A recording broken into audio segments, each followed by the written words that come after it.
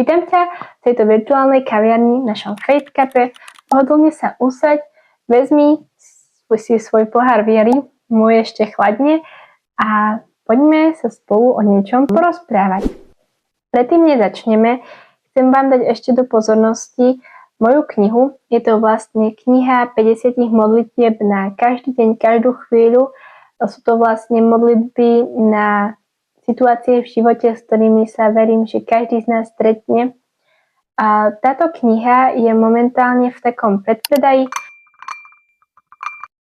Ahojte, ja vás vítam z budúcnosti. Idem niečo povedať o mojej knihe. Máme tu kniha sa volá Sila viery a nájdete v nej 50 modlitieb, ktoré sú prepojené na rôzne životné situácie a na rôzne okruhy. A sú delené vlastne do 5 kapitol. Okrem tejto knihy nájdete aj e-book knihu. E-book kniha sa volá vlastne Pohár viery, keďže celý tento podcast je vlastne orientovaný na práve tú virtuálnu kaviareň, tak v ňom nájdete príbeh takej virtuálnej kaviarne. Takže taká e-book kniha je v ponuke a úplne taká drobnosť, posledná. A nájdete tam vlastne aj túto knihu Sila viery s balíčkou s rôznymi záložkami za nejakú vyhodenú cenu, kde vlastne vám príde kniha a prídu vám aj záložky knihy podľa vášho zvolenia. Čo sa týka predaja, bude fungovať jednoducho. Chcem vás upozorniť, že kniha je zatiaľ v predpredaji. To znamená, že na celý váš nákup bude platiť 5% zľava s kódom predpredaj 5, kvôli tomu, že knihy budem dosielať až 10.8., tak taká malá odmena za vás, za vašu trpezlivosť, za to, že si za knižkami a produktami počkáte. Ak máte záujem, tak mi napíšte buď na môj mail, ktorý nájdete v popise videa, alebo Instagram. Reálne mi napíšte správu. Ja vám odpoviem a pošlem vám formulár, ktorý si jednoducho zaklikáte a vyplníte. Vyplníte si tam svoje meno, adresu, aby sme vedeli, kde vám ten balíček poslať a o čo máte konkrétne záujem. Ja vlastne vašu objednávku uvidím podľa toho, že či si tam dáte ten zľavový kód, nedáte a aké produkty si zaklikáte, tak vám vypočítam vlastne finálnu sumu a následne vám pošlem správu s finálnou sumou a vy mi ju uhradíte. Majte sa krásne, dopozerajte epizódu. Takže my už sa ideme plno venovať dnešnej téme. V minulom dieli sme si povedali niečo o tom, aké je dôležité byť vďačný za priateľov, ktorí nás vedú bližšie k Bohu, ktorí horia iskrou viery a jednoducho, že máme byť pre nich vďační, ale to neznamená, že máme odstrihnúť kamarátov, priateľov, ktorí nehoria tou vierou, ale máme byť ich svetlom. Takže myslím si, že je veľmi pekná téma, takže určite, ak ťa oslovila, bež dole a pozri si to. Dnes sa budeme venovať tiež veľmi peknej téme. Myslím si, že pre mnohých z nás veľmi dôležitej téme pre našu vieru a pre našu večnosť. Takže poďme na to. A názov dnešného dielu, ako ste si už určite prečítali, je Účet je už zaplatený. A keďže všetky hlboké témy, myslím si, že sa najlepšie vysvetľujú cez nejakú konkrétnu situáciu, tak povieme si nejaký príbeh z kaviarne, keďže sme vo virtuálnej kaviarni. Predstav si, že si v kaviarni, objednáš si cappuccino a objednáš si možno aj nejaký cheesecake alebo cupcake, nejaký muffin a užiješ si svoje produkty, svoju objednávku. To cappuccino si vypiješ v pohodlí kaviarne, kde hraje pohodová hudba. Vošiel si do tej kaviarne, okamžite prišiel nával pokoja, pretože všetky starosti si nechal vonku. Jednoducho užívaš si to, čo si objednal. Popíjaš si tú kávu a pojedáš si ten koláčik, užívaš si tento ticho, pretože sú skoro rané hodiny, kaviareň ešte nie je tak frekventovaná, navštevovaná, takže všetko je fajn, čašnička je úplne zlatá, milá, smeje sa na teba, mali ste takú slušnú malú konverzáciu, no a ty si popíjaš to latte, rozmýšľaš, zapisuješ si nejaké myšlienky, jednoducho tráviš čas sám so sebou, možno práve s Bohom, vedieš nejaké Bible study, až zrazu dôjde čas a ty musíš ísť do práce, do školy, jednoducho musíš zaplatiť a odísť. Vyhneš sa zo stola, pôjdeš k čašničke a povieš, že ja by som chcel zaplatiť to latte a ten koláčik, ktorý som práve teraz mal. Čašnička sa na teba pozrie, usmieje sa a povie ti, účet je už zaplatený.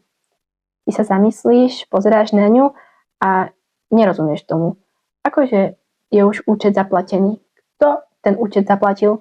Ty si neplatil, tak čo sa stalo? A jednoducho oponuješ. Nie, ja naozaj kúpil som si kapučino, kúpil som si koláč, chcel by som za ňoho zaplatiť. A čašnička sa znovu len usmeje, pozrie sa na teba a znovu zopakuje tú istú vetu. Váš účet je už zaplatený. Áno, je to tak. Účet je už zaplatený. Za mňa aj za teba. A je to fakt, na ktorý mnoho z nás zareaguje mnohými reakciami. Niekto bude hneď šťastný, niekto bude zaskočený, niekto tomu nebude môcť uveriť, pretože v dnešnom svete nič nie je zadarmo. A teraz sa poďme preniesť do tohto sveta viery. Z toho kaviarenského sveta. Predstavme si, že tou čašničkou by bol sám Pán Boh. Ty by si prišiel na konci dňa alebo na konci svojho života, uvedomoval by si všetko, čo si zle spravil, všetky svoje hriechy, prešľapy, pády a chcel by si ich nejak splatiť, nejak proste vyrovnať. Bol by to dlh, ktorý by si mal. A Pán Boh by reagoval úplne inak. Povedal by ti, že účet je už zaplatený. A tým štedrým darcom bol sám Pán Ježiš Kristus. To je vlastne fakt, ktorý je veľmi, veľmi veľký a mnohých z nás chytí za srdce. Mali by sme byť z toho šťastní a vďační, pretože bol to Boží dar. Že aj tvoj, aj môj účet za všetky naše prešľapy, pády, zlyhania je zaplatený. Pretože Pán Ježiš vzal ten bloček s našim dlhom, odklikol náš stôl ako zaplatený a jednoducho vzal ten účet na seba. Preto buďme šťastní a buďme vďační. Teraz však žijeme v svete, kedy je možno veľmi ťažko pochopiteľné, že niekto niečo za teba urobí z lásky, pretože žijeme v svete, ktorý sa riadí heslom nič nie je zadarmo. Jednoducho každý chce za niečo, za nejaký dar alebo nejakú dobrú vec, nejakú odplatu, ale Boh to tak nerobí. On nám to dal všetkým. Každého z nás miluje a dal nám to z lásky, pretože chce, aby sme žili s ním vo večnosti. Mnohí z nás ale budú mať ale čo od nás vlastne Boh chce za to, že ten účet zaplatil? Dlžíme mu niečo? Nie. Stačí veriť. Stačí veriť celým srdcom, že áno, Boh to zaplatil. Je to zaplatené, je to vyrovnané a mať v srdci tú lásku.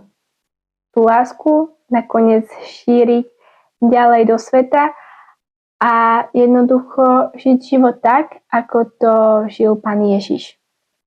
V láske, pretože ak niekto za teba zaplatil účet, či už v kaviarni alebo nejakom podniku, tak určite z tej kaviarne neodídeš úplne zdrtená, smutná, sklamaná. Budeš cítiť radosť, budeš cítiť vďačnosť, budeš sa cítiť nadšená a práve presne taký život máme žiť, pretože Pán Ježiš účet zaplatil a my máme žiť život vďačnosti, radosti, nadšení a v láske. Takže to je tá hlboká myšlienka na dnešný deň a verím, že bola dosť hlboká, pretože je to jednoducho niečo obrovské, je to obrovský dar, ktorý je naozaj ťažko prijať a pochopiť, no je to vlastne dôkazom lásky. Dostali sme sa vlastne na koniec dnešného podcastu, dnešného dielu a taká výzva na záver.